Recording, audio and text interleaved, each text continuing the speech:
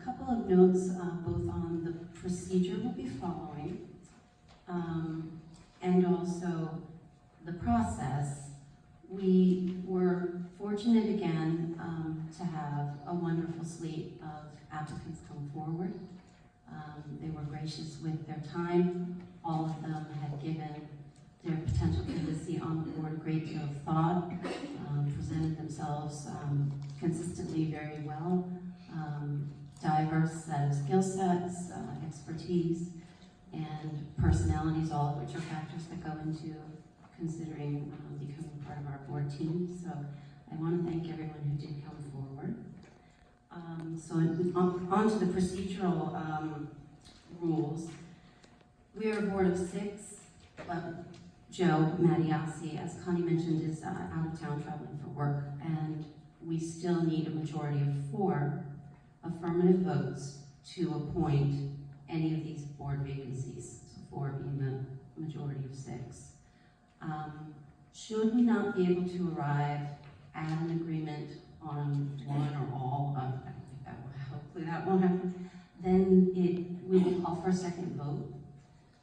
Just give anyone the opportunity to change their mind and reach a consensus. If that doesn't happen, the executive county superintendent for Somerset County would be brought into the process and select the candidate on the board's behalf.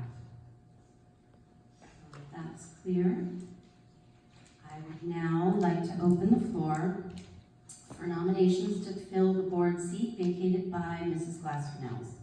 The successfully chosen candidate will serve until the reorganization of the board in January, very early January, 2020.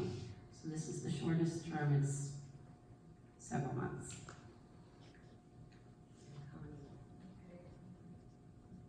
Is there a nomination? I'd like to nominate Jen Scharf. Is there a second to the nomination? I would second the nomination.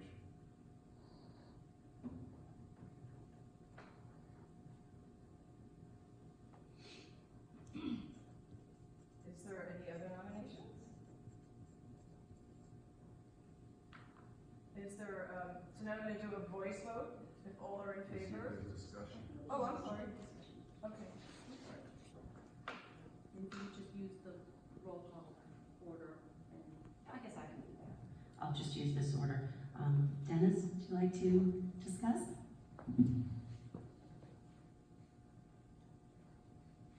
I should have checked this before. I too just wanted to make a couple comments before my comments on the candidate. Echoing many things that you had said, Jessica. Thanking the candidates for taking the time out of the schedule and engaging with the process. What came across loud and clear to me was a strong desire for the candidates to serve the community, the district selflessly, and bring their talents and perspectives and an obvious sense of caring to how we can benefit the kids. Echoing her again, there wasn't a single candidate who wouldn't be able to find a place here on the board and make an impact with professionalism. I know that regardless of the outcome, all the candidates will continue to seek ways to make contributions to our community, so thank you very much. In my personal consideration of all the candidates,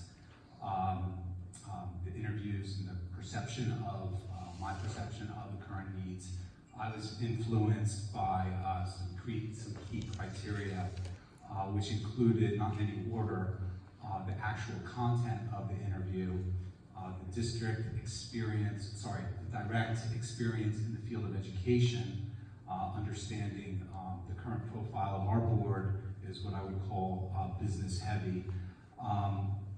Previous Board of Education experience, the remaining time left on the 3 open seats, and finally, transition efficiencies and realities related to the 2020 board.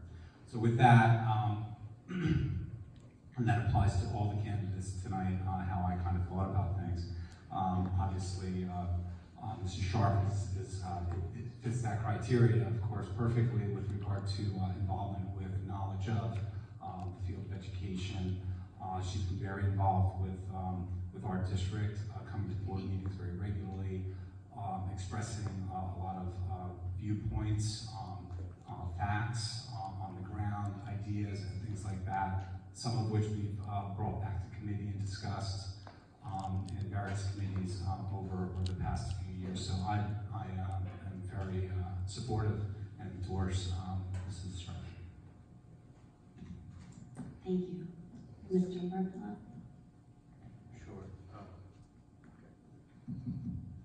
So I echo Dennis's comments. Obviously, very strong candidates. With Ms. Scharf, and one of the things I was looking at was diversification of the skill sets on the board.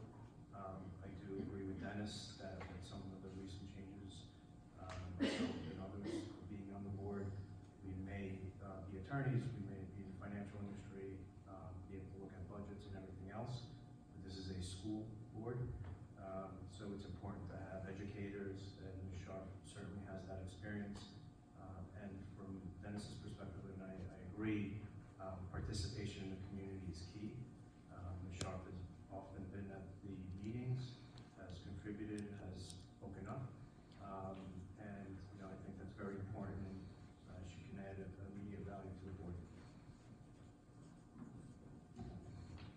Mr. Caprelli? Yes, all of the above. Dennis, thank you for your comments. I agree wholeheartedly with them, and also Joe. Waking here, we're going to have too many lawyers and businessmen, I don't know. But I think that the diversity on the board is paramount importance, and in a lot of ways, this was the easiest because Mrs. Scharf is on the ballot for November, and the voters of Watchung will have a chance to ratify our decision. And so I felt that this was, just a very easy decision. And I think she'll make a wonderful contribution to the board. Thank you.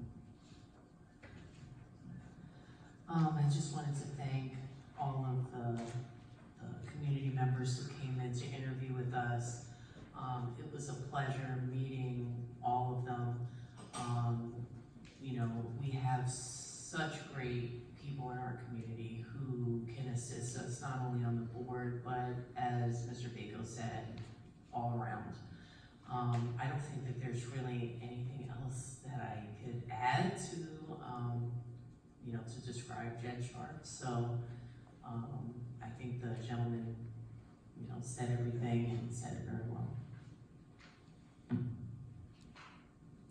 I don't want to add on too much discussion either, but I do want to point out that as several board members mentioned, skill sets were, we paid particular attention to each individual skill set, but how they work together, because I think that's been one of the goals that we've all shared, is building a really collaborative board team that works well together, that leverages each other's strengths, and perhaps accommodates for any weaknesses, and really build the strongest team we can.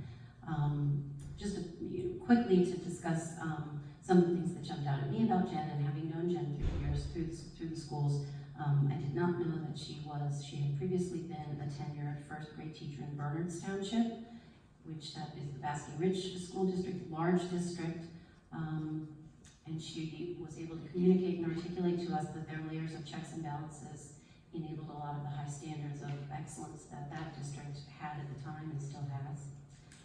She also expressed, her commitment to the District of Watchung.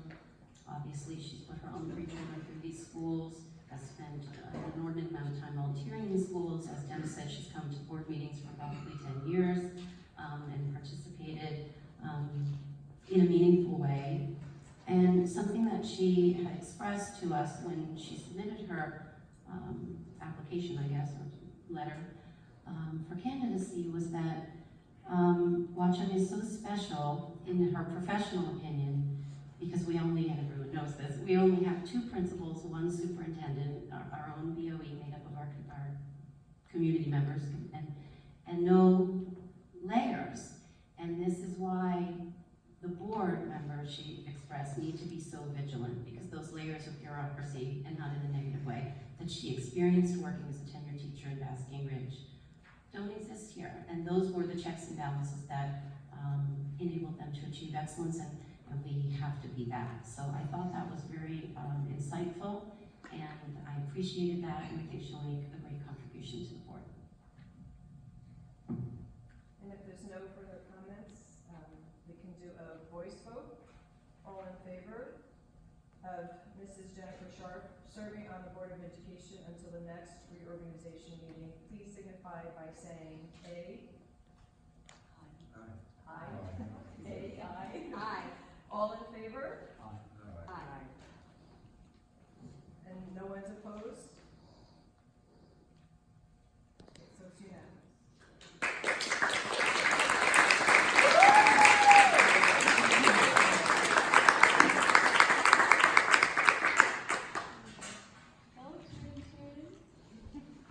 Congratulations, Jenny.